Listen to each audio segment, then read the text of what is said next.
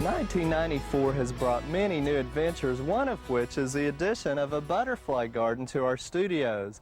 Now, there are numerous organizations, resources, and references on butterfly gardening that provide great information. But as usual, one has to locate the information that's related to your specific growing conditions or climate. Now, fortunately, we were able to locate a butterfly gardening authority and nationally known author right in our own state. Recently, we caught up with Miss Geyata Ajilvsgi, who shared with us some butterfly basics. The life cycle of the butterfly is what they call a complete metamorphosis. It has the egg, the larvae, the chrysalis, and the adult. And if you're going to have a long-term plan for butterflies in your garden, it would be really important for you to have the larval food plants along with the nectar-producing plants.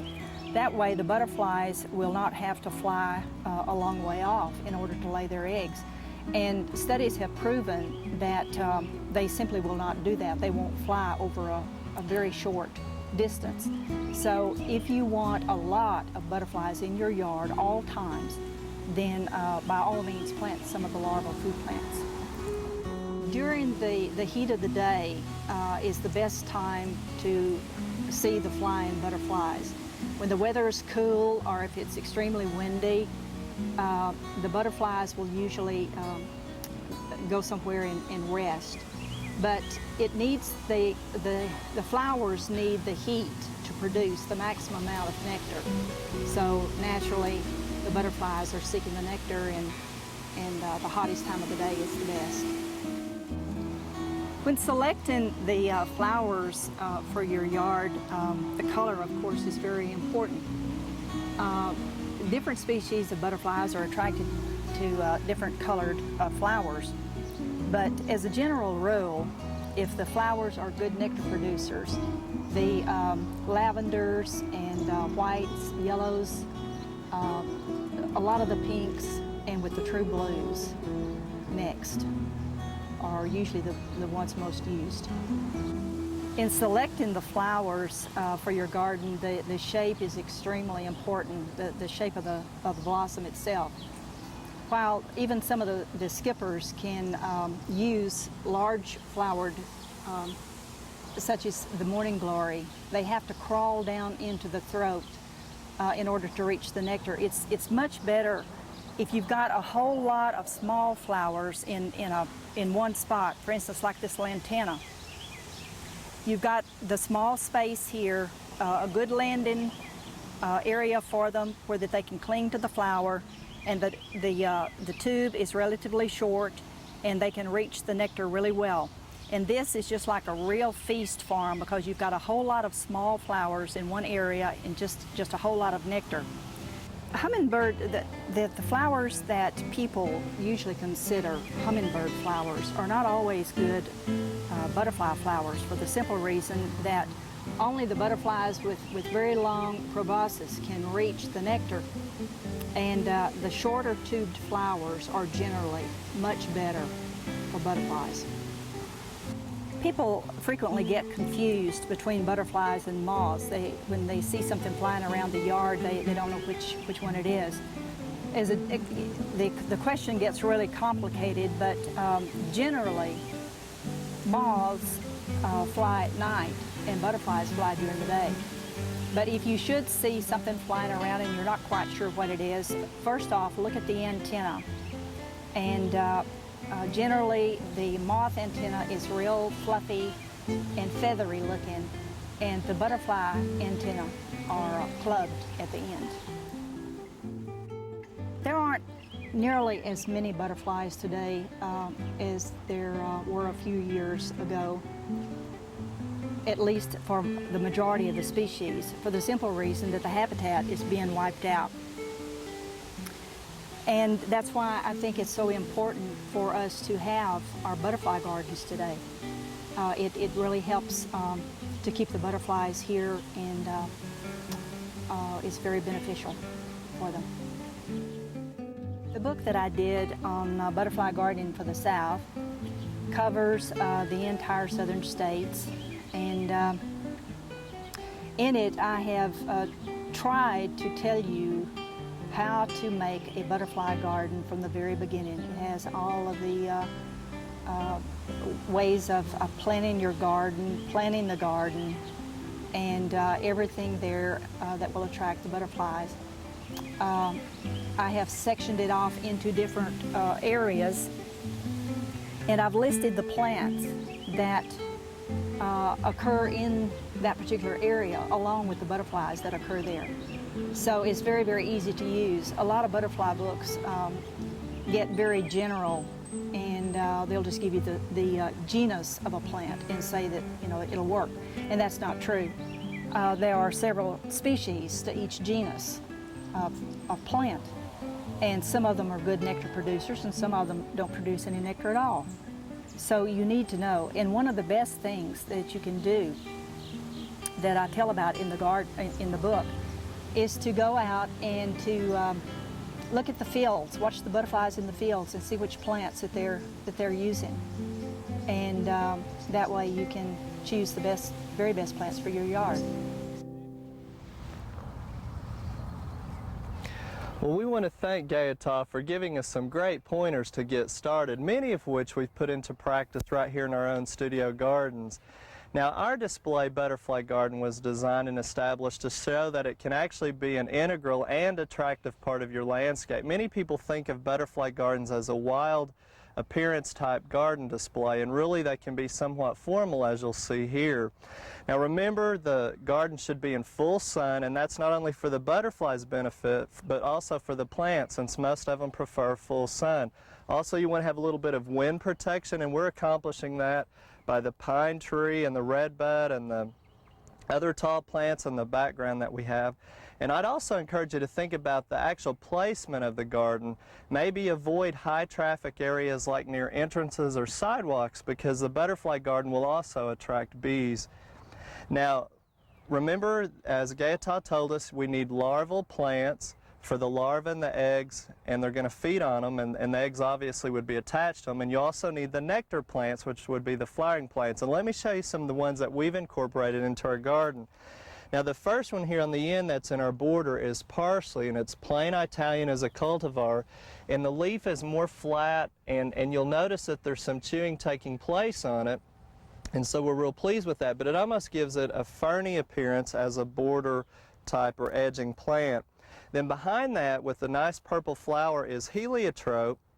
We have mini marine and blue wonder are the cultivars, and it's a nectar plant, obviously, and it's very fragrant. You can smell it just by walking by the garden. It almost reminds me of vanilla, very nice, sweet fragrance, and it will continue to fill in as the sun gets hotter and the summer temperatures get warmer.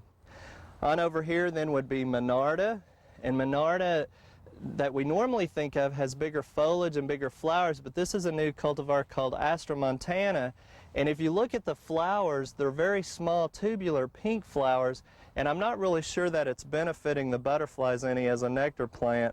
That's one that we probably wouldn't put in again, but we wanted to experiment with it. Of course, the pictures in the catalog looked like they were a lot bigger, and it's not really as showy, and I don't think the butterflies are using it again as a flower goes. And then in front of that is Penta, which is an annual, and I think people are pretty familiar with it. It comes in pink, purple, and white.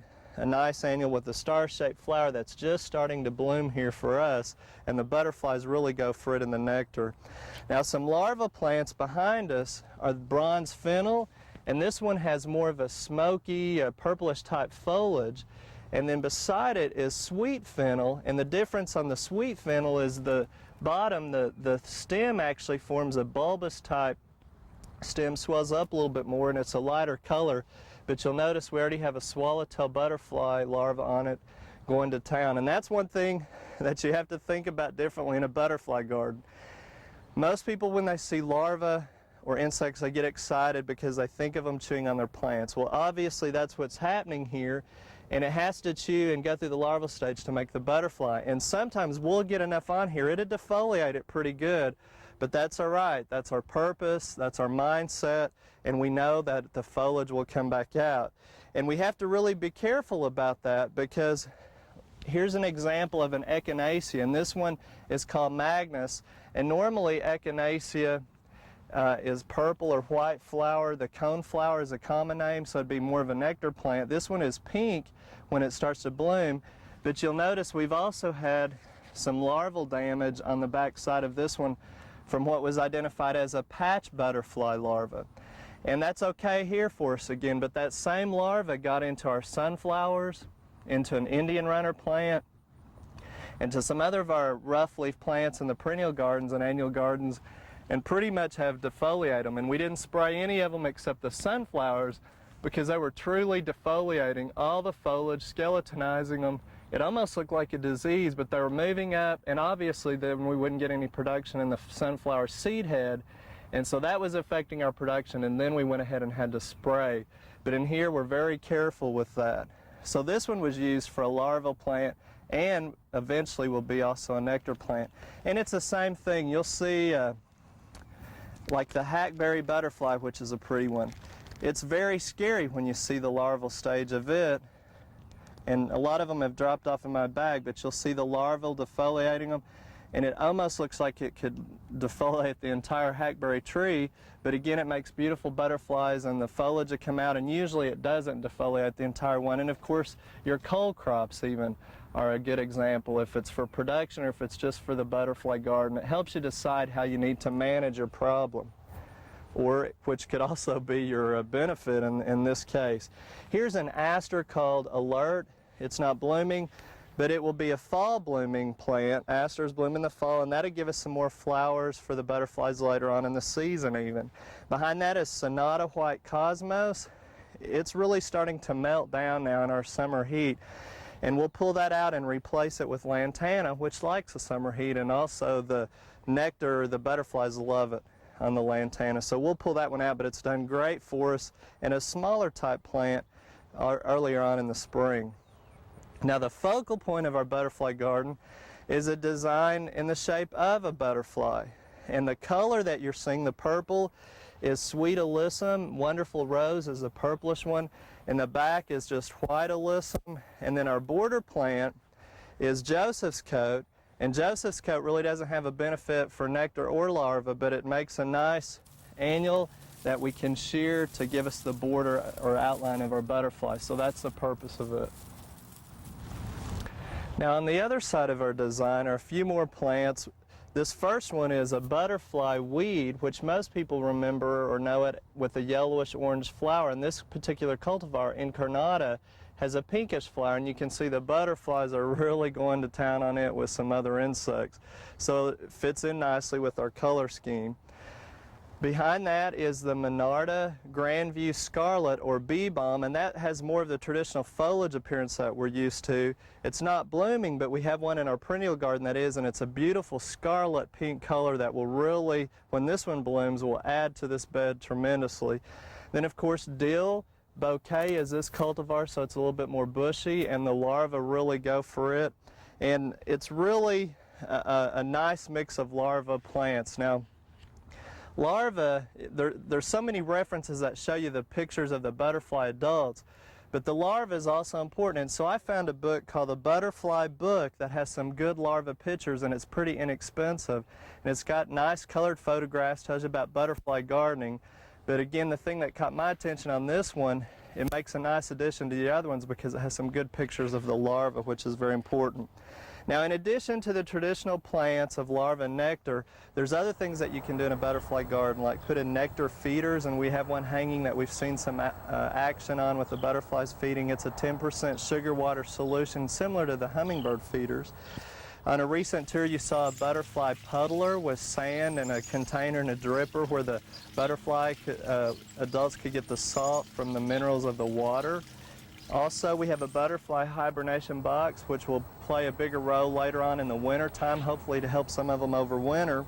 And remember, you can set out fruit, which you've also seen on some previous tours, and like the hackberry butterfly, really like that one. And remember also to avoid pesticides again in your butterfly garden. Even the ones like BT, which are organic, it's specifically designed to kill larvae, and again, that would have a big impact on the adults.